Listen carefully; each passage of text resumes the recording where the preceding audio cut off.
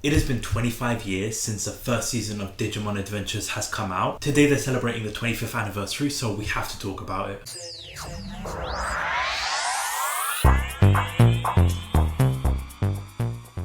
So before we dive into all of that, if you are new to the channel, do consider hitting that subscribe button. As we talk about movies, TV series, we also do weekly entertainment videos. I do binge watching series as well. I've done the Arrowverse, I've done the X-Men. I have got another one in the works, so keep an eye out on that.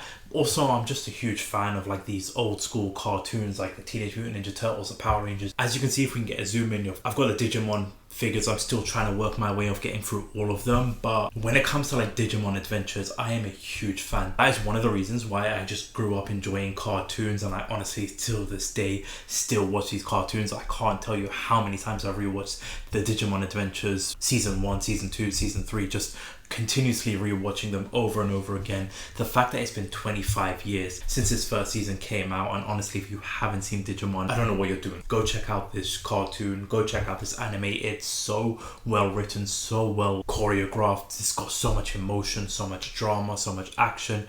This show really is one of its kind, and I know back in the day it's always been Digimon versus Pokemon. Now, as you can see, I do enjoy Pokemon, but for me, I gotta go with Digimon over Pokemon. And with the celebration of the 25th anniversary, they also came out and released this short little clip with the butterfly theme song, just with clips of the season throughout, because today is the day that they go into the digital world for the very first time. And honestly, the concept is just so unique because you've got these characters going into this world, this digital world, meeting up with these creatures called the Digimon, and you've got like these partners, and like I said, the balance works so well with the characterizations, and especially with season 1, because you've got sort of like these mini arcs going on where each time they're going up against this big bad. So you've got Devimon, you've got Etamon going to then Myotismon, going to then the Dark Masters. So there's just all this mini arcs going on where they're building up towards like the big bad of that arc.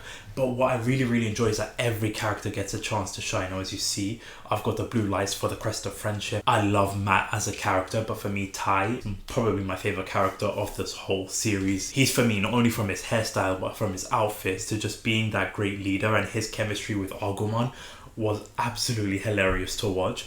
But you get every single character, like the first 10 episodes where every single character, every single Digimon is trying to digivolve for the very first time. Agumon to Greymon, Gabumon to Garurumon, Biyamon to Budramon, Palmon to Togomon, Tentomon to Kabuterimon, Gomamon to Ikakumon, and then of course you've got Palmon going to Angemon, but that arc going with Devimon, the fight battle between them, and then obviously going to the next stage of the evolution where you've got the crests, all of them trying to gain their crests. So every character gets that moment to shine, which I really love about this show, is that it's not focused on one character like Tai, for example. You get all these characters with all these different personalities, from Matt, Izzy, Sora, Joe, Mimi, all these characters blending with their personalities, with their friendships, just working so well.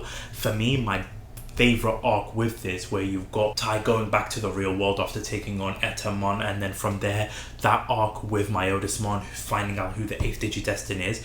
I love that arc so much because you get these characters back in the real world, so these Digimon having to like pretend to be stuffed animals, then taking on Myotismon, Wizardmon's character arc and his, spoiler alert, death sequence that he gets in this show. So all of that just works really well for me in terms of how this show generates the emotions, generates the attachments that you get with these characters, and of course the big moments where you've got these big Digivolutions going on, like Gatomon, for example, digivolving to Angelwoman for the very first time. So just a lot of it works so well. Now with this show, it's got 54 episodes, and honestly 20 minutes per episode. This show flies by. I could rewatch it over and over again because, like I said, every villain works really well. You've got like a couple of like side villains going on there, like Shellmon, like Warumonsamon, like just those small little villains that you get like small little episodes with them. But obviously, like I said, the big villains of there, like Devimon's character arc, Etamon, the Dark Masters too, and their presence being felt,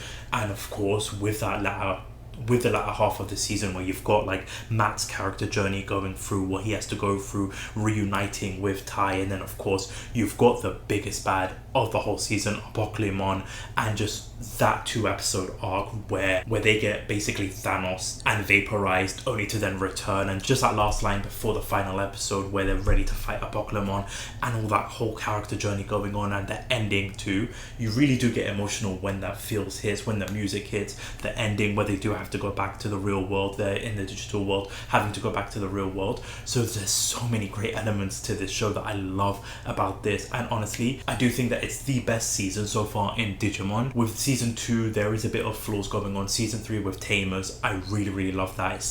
It's much more of like a darker tone, but Digimon Adventure is the one that kicked off this whole franchise. Is still the best for me, in my opinion, of the whole show, and with the fact that it's 25 years since they first gone into the digital world, I love that fact. I love that this series, this franchise is still going strong. They have had a couple of movies, they've had a couple of like follow-ups, specials with this from this season, and I always just love seeing that, because I just cannot praise this show enough. I cannot praise the writing, the directing, the production with this, because even the animation style too just looks absolutely crisp. So with me just loving this show, I really couldn't recommend it enough. The fact that it's been 25 years, I just had to talk about it. I was planning on doing a retrospective for the whole Digimon franchise, and that is probably still coming in the very near future, but with it being today the 25th anniversary, I had to talk about season 1 because I love the show so much. But if you've seen the show, what are your thoughts? Let me know down in the comment section below. I really want to know how much you enjoyed the show. If you have any negatives about the show, what your thoughts are about it being 25 years since they first gone into the digital world,